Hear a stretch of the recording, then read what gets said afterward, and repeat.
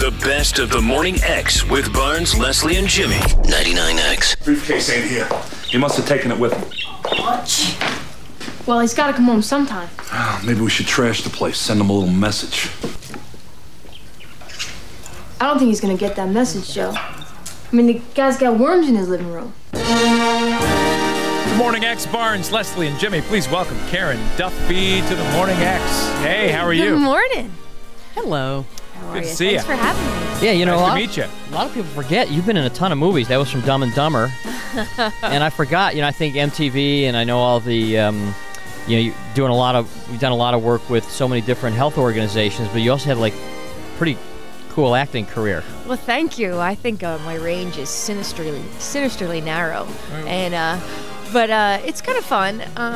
Working on Dumb and Dumber was really amazing. That was. What do you like better, film or the MTV type thing, or magazine covers? What's your favorite? My favorite is what I'm working on right now is our show. Is your show working at 99X Morning radio. The morning radio. Yeah. Actually, do you know that guy Michael Moore?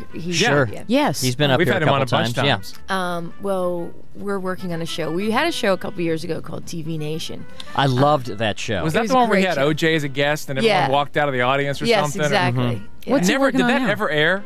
I know. No, Not the OJ one, remember? The OJ, no. God, I wanted to see that. Are you kidding? It was mayhem. People Yeah. just started screaming. Oh, you were there for that Yeah. What day. was the premise? That no one knew who the guest was, and then out comes It was OJ? mystery guest, yeah. And Michael, as a liberal, really built him up as this guy who'd been, falsely accused. And Michael set up. believes Yeah. that OJ is innocent. He has gone on record many times saying that. I know. Sometimes I think he should be locked up in Bellevue for saying that. So, you, I'm guessing, had some kind of contact with OJ before and after the show. Was that Yeah. kind of freaky?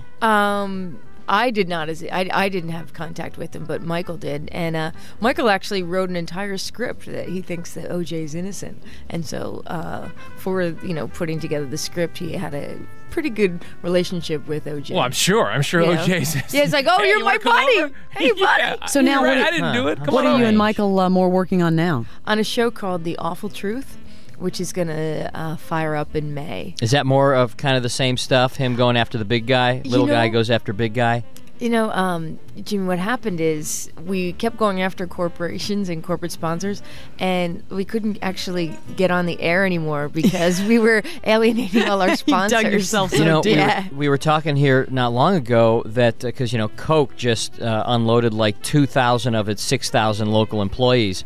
And we were thinking, boy, that's a look great for idea. Look for a Michael Moore truck to pull up any day now. That's Really? What was the movie he did? I love the movie where he went to Roger and Phil Me. Knight. Roger, no, the other one after that. He did another one. The big yeah. one. The big one. Where he went to Phil Knight and he did the whole. Yeah. Phil Knight held on pretty good, but Phil Knight was definitely he smiled in the face of adversity, which was very cool, which is really the way you play it. I mean, I said, if I ever saw Michael Moore knocking on my door, I would You'd just run run. as fast as I Yeah, could. I in the like He it. doesn't direction. usually show up unannounced to tell you you're doing a good job. He's not. Yeah, Kinda like exactly. it's kind of like the Morley Safer Exactly. or Mike Wallace. Usually when they're knocking on your door, you've It's screwed not, up. or Ed Exactly. McMahon. It's Yeah. not. A cash truck is not following Michael Moore. Now, which Woody Allen films have you been in? Let's see. I was in Celebrity. And Husbands and Wives. And Alice. Is he just brilliant? He is really cool. He's got a great sense of humor. He's shy. He almost collapses into himself. But he was very cool. And he's my neighbor. We live across the street from each other, so I see him with his little Interesting. girl all the Yeah. time. You live in New York? Now, when Yeah. you say you see him with His his little wife? girl, you're talking You're about his talking wife, about Yeah, right? I mean his wife. Yeah, exactly. I knew that's where that was That You one guys was, are sharp in the morning. that was Yeah. sitting right up on I the know. tee. Hit it, Jimmy. No, you hit it, Barnes. Yeah, I'm lobbing the softballs. So, but we always hear, I got to believe that it's very intimidating working with him just because of his whole, everything about him, from the Sun Yi thing to his, he's a comedy legend, film books director, are his great. books. It's got to be somewhat intimidating.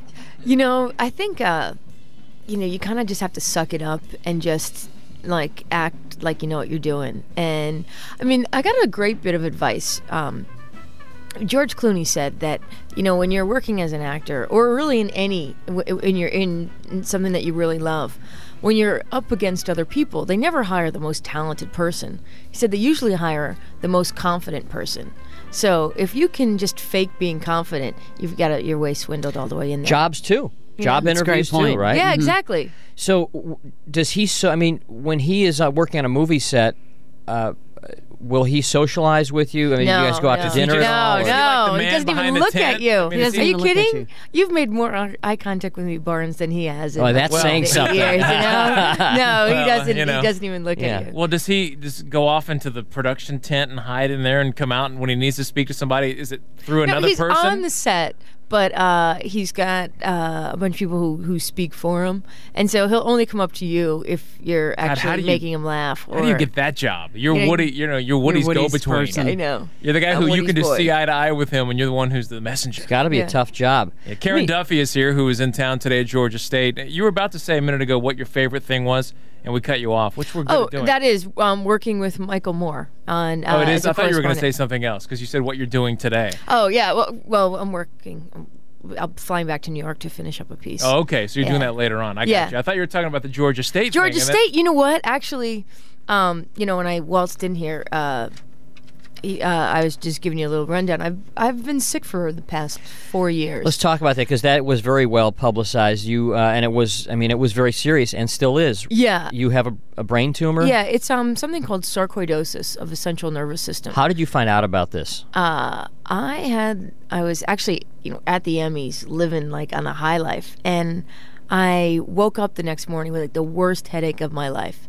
And I was thinking, if this is a hangover, I'm not going to need the hair of the dog. I'm going to need the whole coat. Mm-hmm. And It just so- came out of nowhere? Out of nowhere. And I know, and it's funny, my sister says I don't get headaches. I give them. I'm a carrier. So I was immune. I never get headaches. But it was one of those like, skull wrenching experiences that you just know Right. that you've got to go to the hospital, and really from that moment it's just never stopped. It's never stopped hurting, and it's just something that grew in my brain. Essentially, your cells calcify in your body, and there's actually a very high concentration in the United States of people with sarcoidosis in the mid-Atlantic states, in the area Georgia, the Carolinas, Tennessee, and they don't know why there's such a Yeah, concentration why would it be here. such a concentration on this side of the states? They have no idea here, and then another hot spot is the Scandinavian countries. How do you treat yourself for this?